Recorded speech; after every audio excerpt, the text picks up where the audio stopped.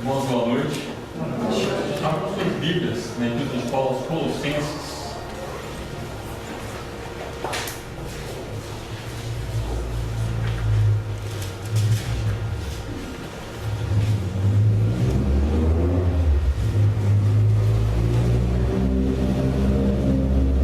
Carta de Paulo aos Colossenses, no seu capítulo 1.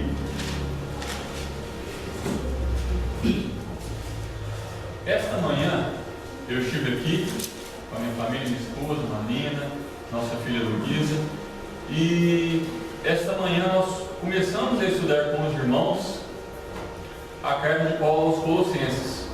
Eu disse às pessoas que estavam aqui pela manhã que nós iríamos fazer isso até no próximo domingo à noite, e eu sei que nós não vamos concluir os 4 capítulos da semana que vem. Se o Senhor nos permitir, nós vamos encontrar outras vezes e aí sim nós terminaremos essa epístola. Mas eu queria fazer com vocês o seguinte: como alguns de vocês não vieram nesta manhã, eu vou dar uma pincelada muito rápida do que nós falamos. Eu disse aos irmãos que estavam aqui pela manhã, nós tratamos Colossenses capítulo 1, de 1 a 8. E nós trabalhamos aqui os seguintes pontos. Eu falei para os irmãos que a igreja de Colossos ficava numa região que hoje é a Turquia moderna. Então, onde hoje é a Turquia, lá ficava a igreja de Colossos, uma cidade chamada Colossos, uma cidade pequena, uma cidade que teve uma grande importância antes do domínio romano. Depois que Roma dominou toda aquela região, a cidade de Colossos passou a ser um pouco esquecida. Ela passou a ter pouca importância comercial com relação às outras cidades que circundavam Colossos. Então, Colossos, dentro do domínio romano, ela passou a ser uma cidade pouco falada ou famosa. Quando Paulo escreve essa carta à igreja de Colossos, Paulo estava preso. Alguns falam que Paulo estava preso em Cesareia, outros em Éfeso, outros falam que Paulo estava preso em Roma. Eu disse que isso não é importante. O importante é que Paulo estava preso e que da sua cela, do seu aprisionamento, Paulo ele escreve uma carta à igreja de Colossos. Eu disse mais um pouco que a igreja de Colossos era uma igreja pequena, muito pequenina. É uma igreja iniciante, que estava iniciando o seu trabalho de pregação do Evangelho na cidade de Colossos. Eu disse também que Paulo não conhecia essa igreja. Paulo não conhecia os membros da igreja. Paulo não conhecia o local físico onde estava fincada aquela igreja, mas Paulo amava e orava por aquela igreja que estava na cidade de Colossos.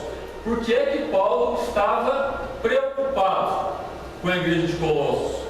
Porque naquela igreja começou a se infiltrar no meio daquela igreja um falso ensino, ou uma heresia que os teólogos chamam de heresia de Colossos. E Paulo ficou sabendo que alguns crentes daquela igreja, infiéis, estavam levando para aquela igreja pequenina de Colossos alguns ensinamentos que eram contrários à pregação do Evangelho. E entre tantos ensinamentos falsos que estavam sendo depositados dentro daquela igreja, um ensinamento nos chama a atenção. Aqueles mestres daquela igreja, que eram gnósticos, o que eles falavam?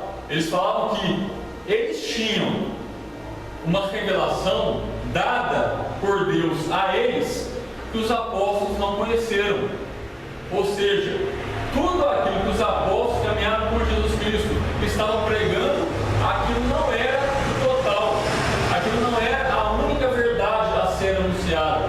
Havia outras verdades que tinham que ser ditas. Quem ia descobrir essas verdades? Aqueles que se portassem de alguma forma diferente daquilo que as Escrituras nos dizem. Meus queridos, qual é esse comportamento dessas pessoas? Por exemplo, essas pessoas elas tinham que se voltar a elementos judaizantes, ou elementos judaicos. Ou seja, elas tinham que seguir o calendário judaico, elas tinham que seguir a dieta que os judeus utilizavam no Velho Testamento. Essas pessoas, elas eram ensinadas que entes celestiais, anjos, eles intermediavam o relacionamento entre o homem e Deus. Então, essas heresias começaram a se infiltrar na igreja.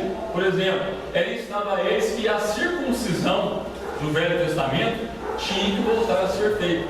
O homem tinha que cortar o prepúcio do seu órgão genital para que ele fosse aceito nesse gnosticismo ou nesse falso ensinamento que estava adentrando a igreja de Colossos.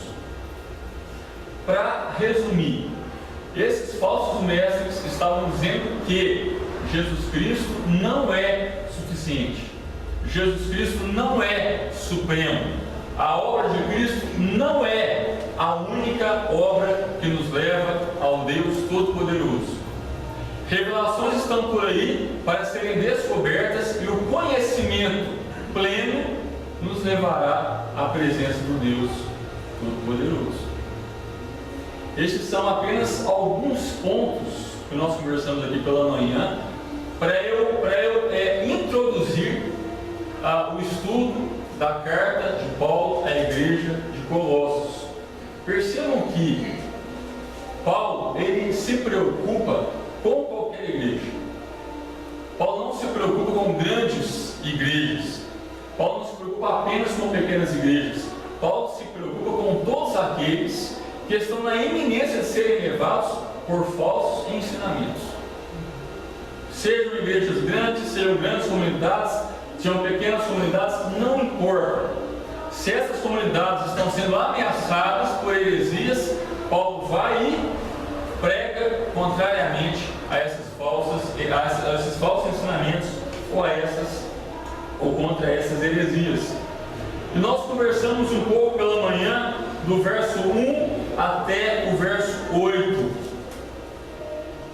Nesta noite nós vamos trabalhar um pouco do verso 9 até o verso 14. Eu peço que vocês abram suas Bíblias em Colossenses 1, de 9 a 14.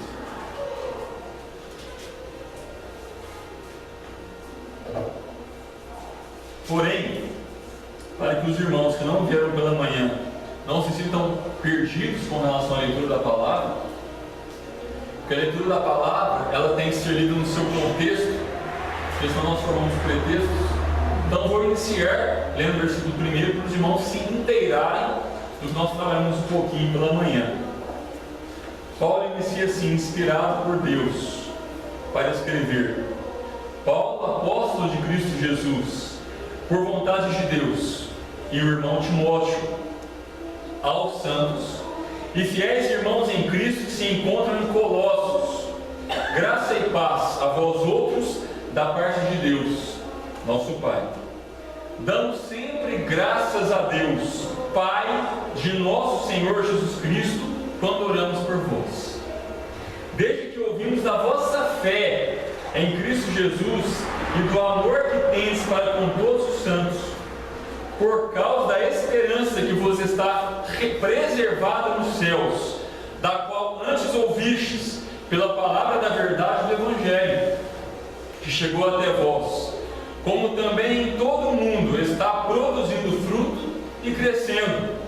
Tal acontece entre vós desde o dia em que ouvistes e entendestes a graça de Deus na verdade, segundo fostes instruídos por Epáfras, nosso amado conservo, e quanto a vós outros, fiel ministro de Cristo. Versículo 8: o qual também nos relatou do vosso amor no Espírito. Este irmão aqui em Cristo, esse fiel ministro de Cristo, que é Epáfras, esse cidadão, ele ouviu a palavra de Deus da boca de Paulo. Isso está, nós vimos hoje pela manhã, está lá em Atos 19:10. Embora ela não fale do nome de Epáfras, nós entendemos que Epáfras estava naquela região da Ásia e ele ouviu a mensagem do Evangelho por intermédio do apóstolo Paulo. E Epáfras, ele vai à sua cidade. Epáfras era colossense, Epáfras era de Colosso, e Epáfras vai à cidade de Colossos, e ali ele anuncia o Evangelho. Da anunciação do Evangelho, da proclamação do Evangelho, essa igreja ela nasce, essa igreja ela surge. E Paulo diz algo muito importante com relação a isso. Paulo fala assim no versículo 5, que esta igreja ela tinha uma esperança da qual antes ouvistes. Ou seja, a esperança que essa igreja tinha é porque essa igreja ouviu o que? A palavra da verdade do Evangelho. Nós só podemos ter esperança se nós ouvimos a palavra da verdade do Evangelho. Se nós ouvimos heresias, falsos ensinos e permanecemos na propagação e na crença desses falsos ensinamentos ou dessas heresias, nós não temos paz. Porém, se nós ouvimos e permanecemos na palavra da verdade do Evangelho, nós temos paz verdadeiramente em nossa vida.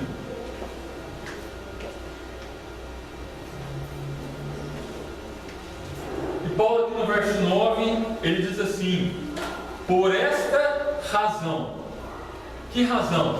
A razão com a qual a igreja de Colossos prosseguia no Evangelho, na verdade, porém, havia pessoas naquela igreja que eram fiéis à verdade do Evangelho, e havia pessoas que eram infiéis e estavam infiltrando falsas mensagens naquela igreja. Aí Paulo diz: por esta razão, também nós, desde o dia em que o ouvimos Epáfras relatando o que a igreja de Colossos passava, não cessamos de orar. É a segunda vez que Paulo fala isso. Do verso 1 a 8, Paulo fala que ora por essa igreja. No verso 9, Paulo fala aqui que eles não cessam de orar pela igreja de Colossos.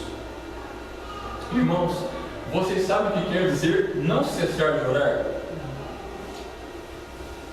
Vocês sabem o que quer dizer você orar por alguém que você não conhece incessantemente? Paulo não conhecia essa igreja, Paulo não conhecia os membros dessa igreja, Paulo não conhecia ninguém, excluindo Epáfras. E Paulo se compromete a orar incessantemente por aquela igreja, pelo que ela estava passando.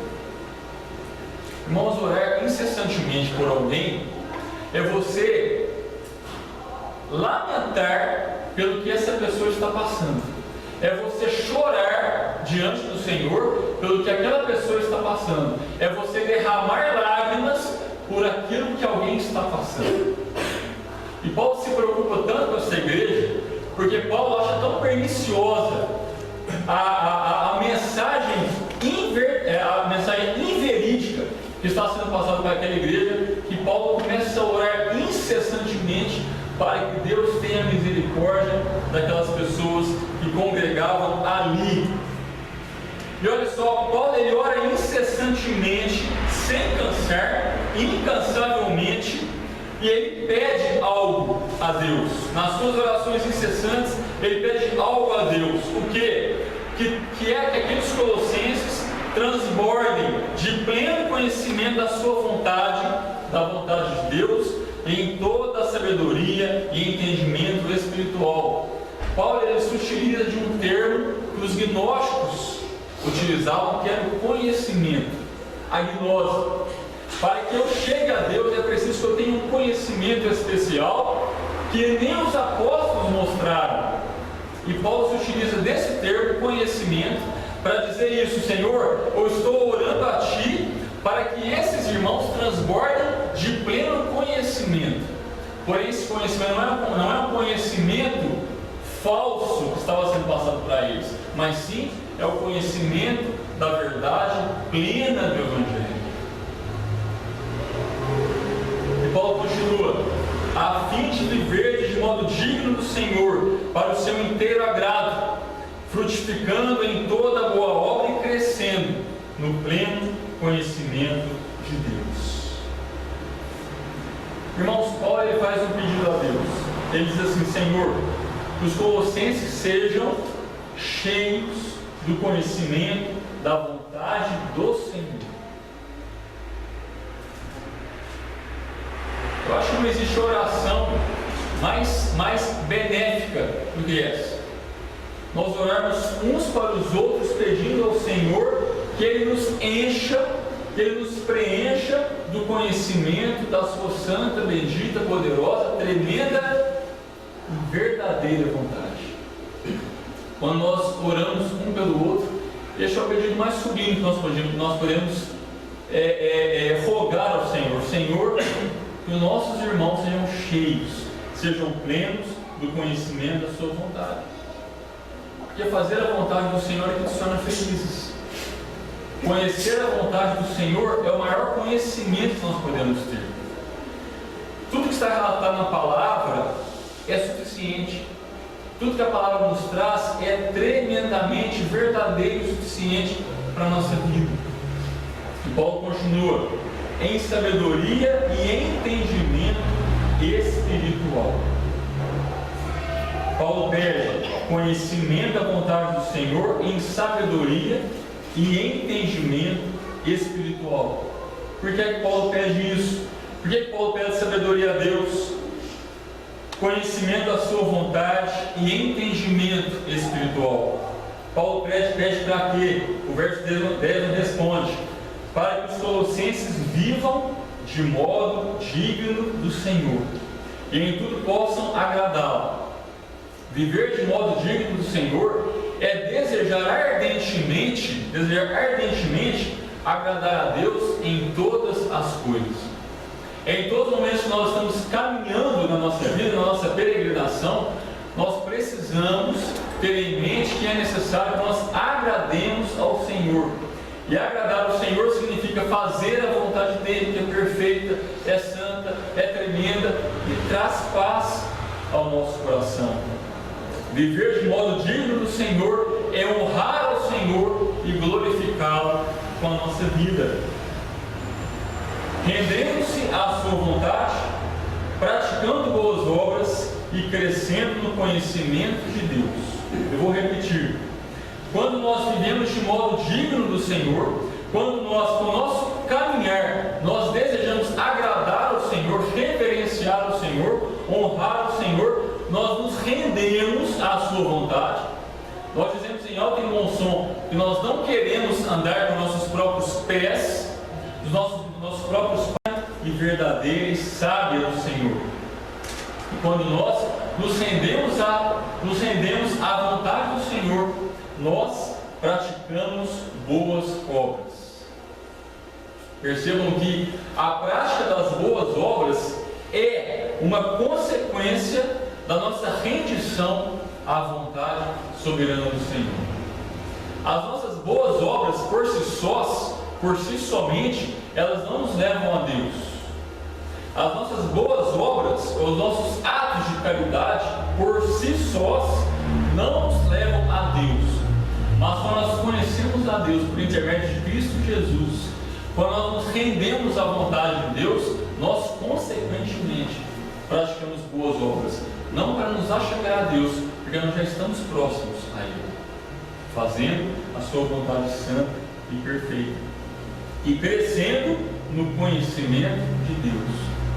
Quanto mais eu busco fazer a vontade de Deus, mais eu frutifico, mais eu cresço, mais eu sou sustentado pela palavra de Deus.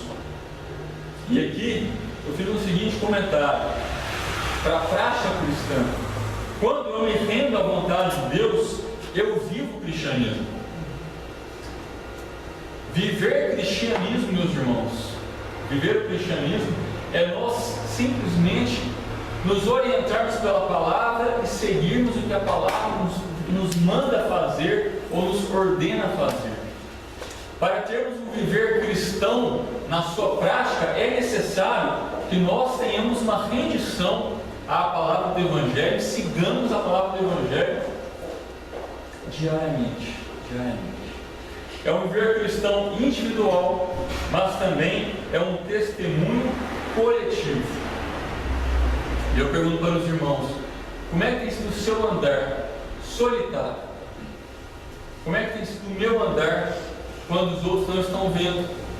Como tem sido o caminhar desta igreja de forma coletiva? Como tem sido o nosso caminhar coletivamente, aqui no bairro, na cidade, na rua onde moramos? Nós estamos trabalhando, nós estamos nos rendendo ao Evangelho de maneira coletiva.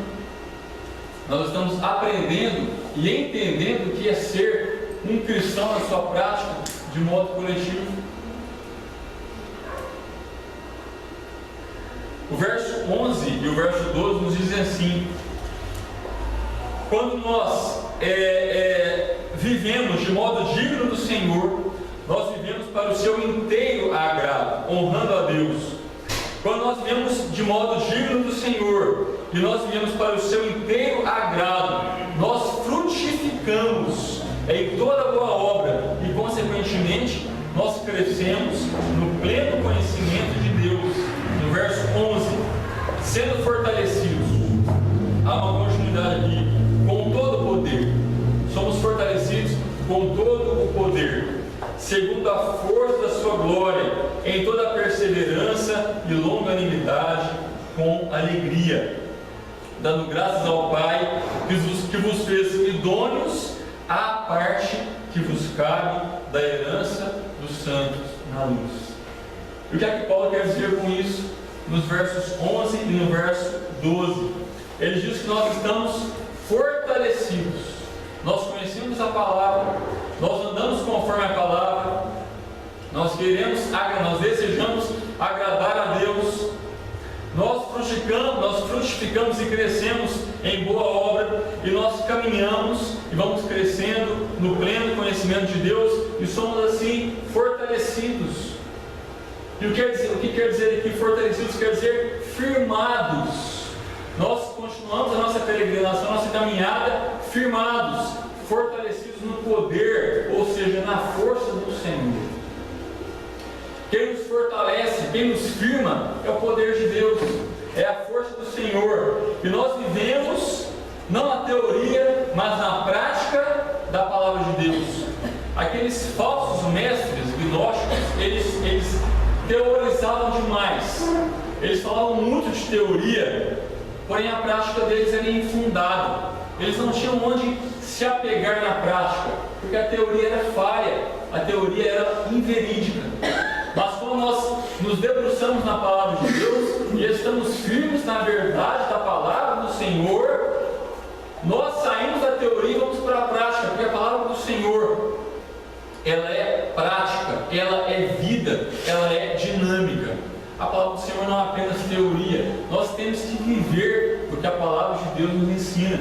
E Paulo fala que fortalecidos e firmados na força do Senhor, nós vivemos praticando, nós vivemos a prática da paciência, da perseverança com alegria.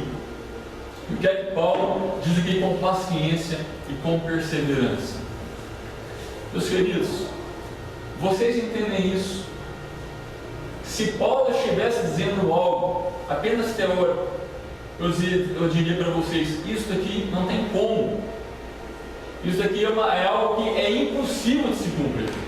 Paulo estava louco quando ele disse que nós temos que ter paciência e perseverança. Não é possível. Mas quando nós estamos firmados e fortalecidos no poder ou na força do Senhor, que é a verdade, nós podemos sim caminhar em perseverança e caminhar em paciência. Meus queridos, esta paciência e esta perseverança nos chama a atenção para dois momentos. Momentos de adversidades e momentos de situações conflitantes com nossos irmãos ou não. Quando as adversidades vêm e quando surge algo em nossa vida que nos assombra, que nos deixa amedrontados, que nos deixa com medo, nos deixa desesperançados, nós precisamos ter perseverança. Quando nós estamos caminhando e parece que as coisas estão ruins, nós precisamos ter perseverança. Nós precisamos praticar a vida cristã. O Senhor Jesus não nos prometeu que nós caminharíamos em nuvens. O Senhor Jesus não nos prometeu que nós caminharíamos sem quaisquer problemas. Não, de forma alguma. O Senhor Jesus nos diz que no mundo nós teríamos aflições, mas tende bom ânimo, perseverem. Eu venci o mundo. Quando Jesus fala, eu venci o mundo, o versículo não continua, e vocês vencerão também. O versículo não fala isso. O versículo fala, eu venci o mundo. O que isso quer dizer? A força e o poder do Senhor. E eu creio na força e no poder do Senhor, e por isso nós estamos firmados e fortalecidos na palavra e na verdade do Evangelho. É por isso que nós estamos caminhando com perseverança. Somos assaltados? Tantas vezes somos.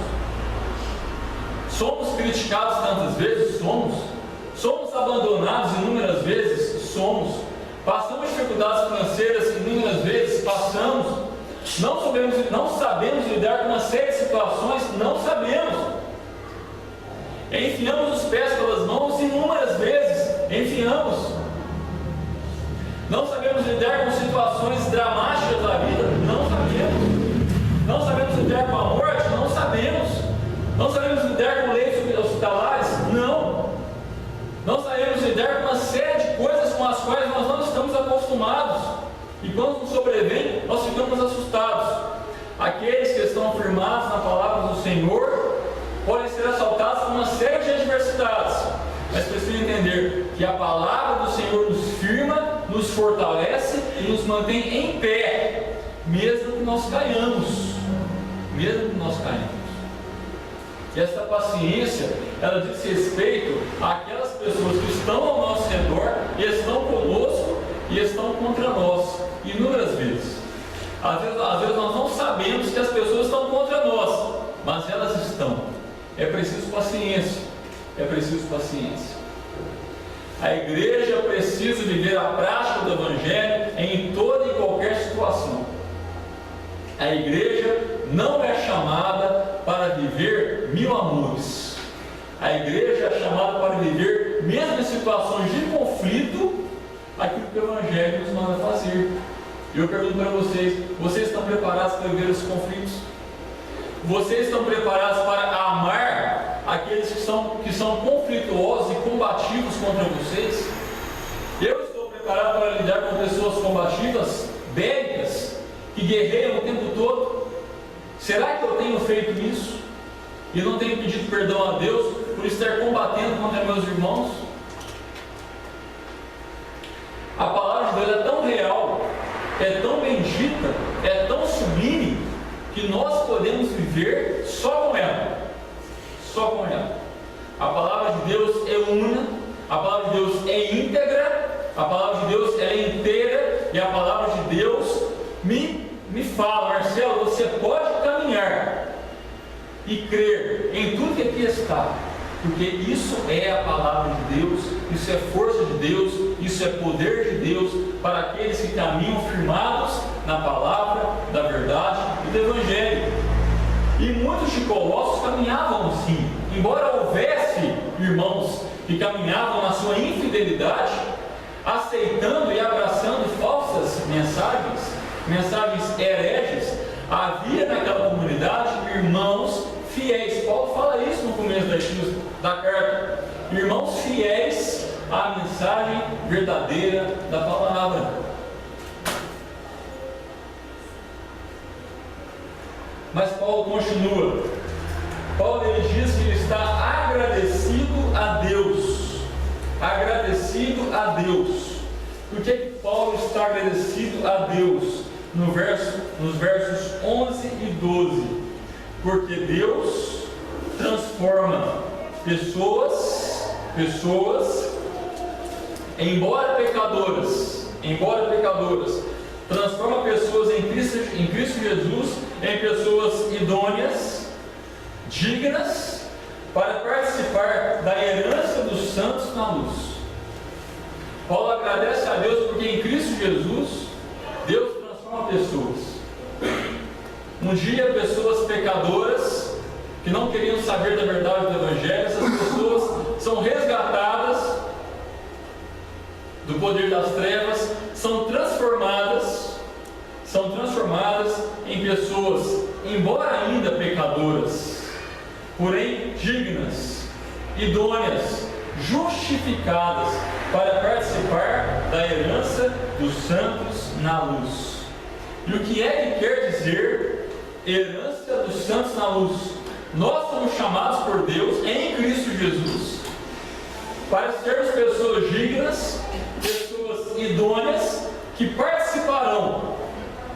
Lógico que nós já começamos a participar, porém ainda não plenamente, mas que participarão na sua plenitude da herança dos santos na luz. Eu convido os irmãos para voltarem suas Bíblias em Salmo 15, no Salmo 15, né?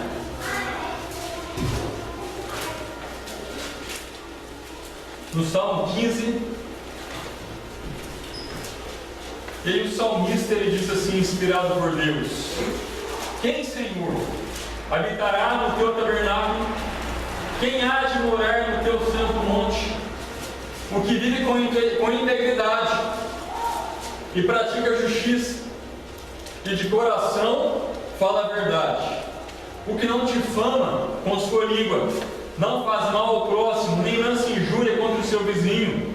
O que a seus olhos tem por desprezível ao reprovável, mas honra aos que temem ao Senhor. O que jura com dano próprio e não se retrata. O que não empresta o seu dinheiro com usura, nem aceita suborno contra o inocente. Quem deste modo procede, não será jamais abalado. Quem deste modo procede, não será jamais abalado. Este texto fala do cidadão dos céus.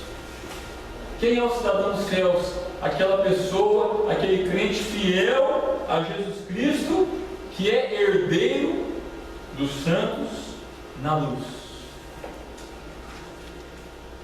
Queridos, quem procede dessa forma, ou quem luta em proceder dessa forma, de maneira digna, de maneira idônea, por si só, jamais conhecerá a Deus. Mas quando Deus nos resgata em Cristo Jesus e transforma a nossa vida, e coloca em nosso coração um desejo ardente de sermos idôneos, de sermos íntegros, de sermos dignos, isto sim é a consequência daquele que se porta desta maneira. Quando Cristo nos resgata, boas obras são consequência, vida digna é consequência, vida íntegra é consequência, vida justa é consequência. Ou seja, aquele que herdará os céus, ele não caminha por si só, ele caminha, uma vez resgatado por Deus em Cristo Jesus, na fortaleza e no poder da palavra de Deus. Se vocês forem lá no Apocalipse, no capítulo 22, verso 5, para nós compreendermos mais esse texto, Paulo diz que essas pessoas, elas participarão, plenamente da herança dos santos na luz. Paulo está querendo dizer aqui dos novos céus e nova terra. Novos céus e nova terra. E no verso 5, meus queridos, no capítulo 22, Paulo diz assim, o apóstolo João diz assim: então já não haverá noite, nem precisam eles de luz, de candeia, nem da luz do sol. Por quê? Porque o Senhor Deus brilhará sobre eles e reinarão. Olha, herdarão herança dos santos na luz e reinarão pelos séculos dos séculos. Ou seja, reinarão eternamente, reinarão para sempre. Ou seja, meus queridos, a herança dos santos na luz nos remete a novos céus e nova terra. E como será essa luz? Será a luz de candeia? Será a luz de lâmpada fluorescente? Luz de lamparina? Luz do sol? Não. Lá não haverá noite. E não será necessário nenhum tipo de luz artificial ou luz natural. Nada disso será necessário. Porque o Senhor Deus brilhará sobre eles. Deus é luz e não há nele treva alguma. E se eu creio que a palavra de Deus é a revelação única, porque os mestres gnósticos diziam, há outra revelação, há uma gnose, há um conhecimento especial que vocês precisam conhecer. Jamais. Eu não preciso conhecer nada, apenas as Escrituras, apenas esta palavra. Só, Marcelo, só existe uma palavra que é inspirada por Deus, está aqui conosco. Eu não preciso de mais nada. Ela que me fortalece, ela que me inspira, ela que me exorta, ela que me mostra o caminho da verdade, porque ela é a verdade. E para nós encerrarmos, meus queridos, nos versos 13 e o verso 14 nos dizem assim: Ele nos libertou do império das trevas. Quem é Ele? Está no verso 12. Paulo dá graças a quem? Ao Pai, que vos fez idôneos à parte que vos cabe da herança dos santos na luz. Nós seremos cordeiros com Cristo. E no verso 13, Ele, Deus, o Pai, a quem Paulo dá graças, nos libertou do império das trevas e nos transportou, nos conduziu para o reino do Filho do seu amor, no qual temos a redenção. O que é isso? A remissão de pecados. Meus queridos, nosso viver antes da salvação em Cristo Jesus era de inimigos de Deus. Quando Paulo fala à igreja de Colossos, ele está querendo dizer isso.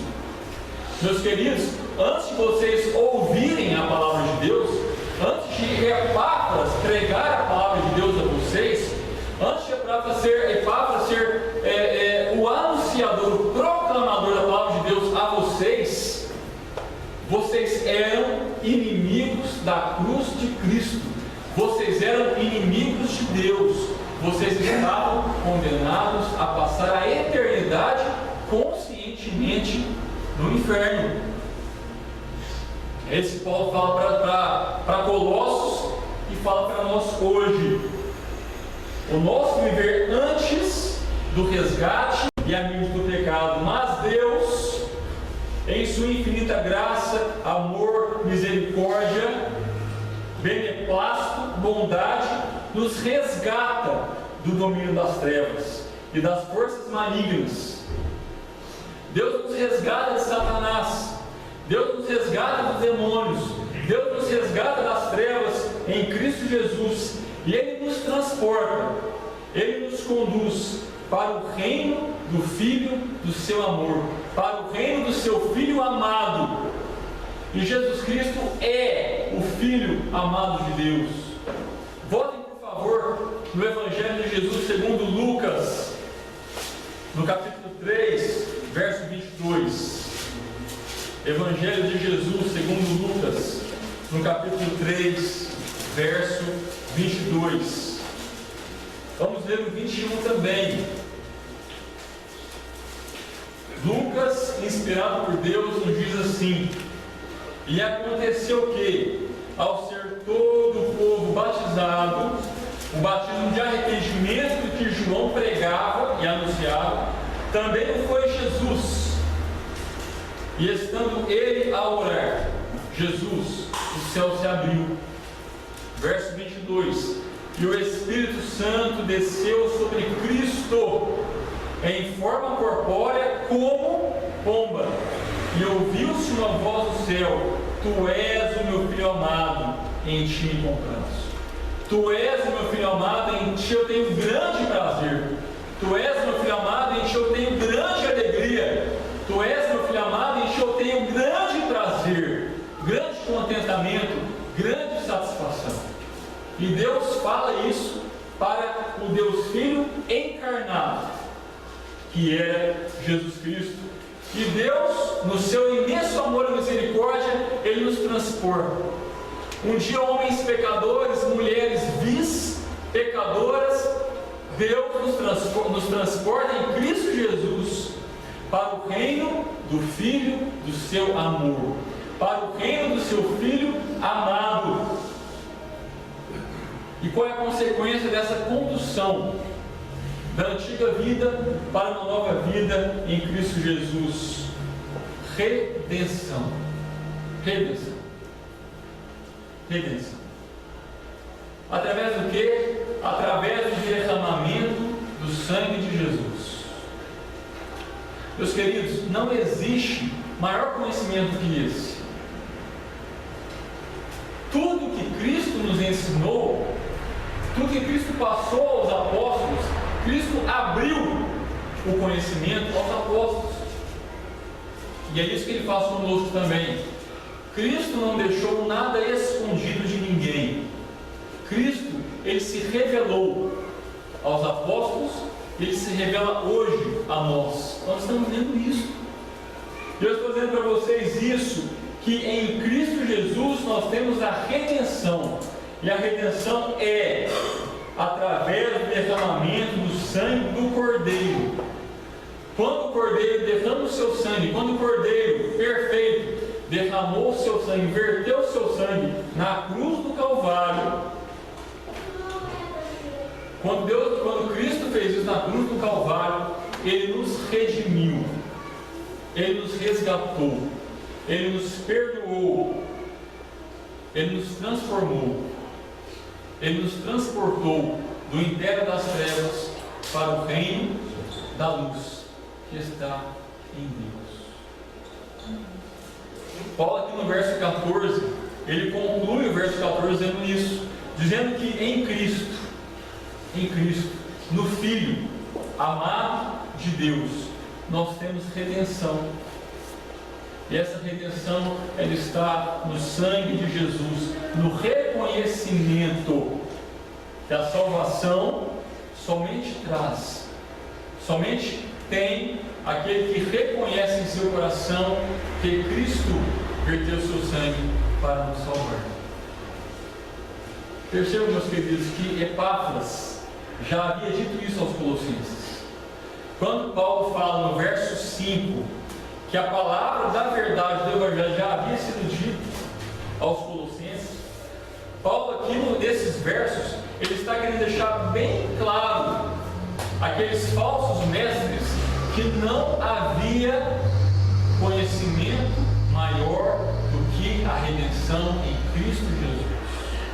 Não existe outra revelação, não existem segredos, não existem homens a quem é dada maior revelação do que a outros. Isso não existe. Isso não existe. A revelação, ela está toda na palavra de Deus. Porém, é necessário que nós estudemos a palavra.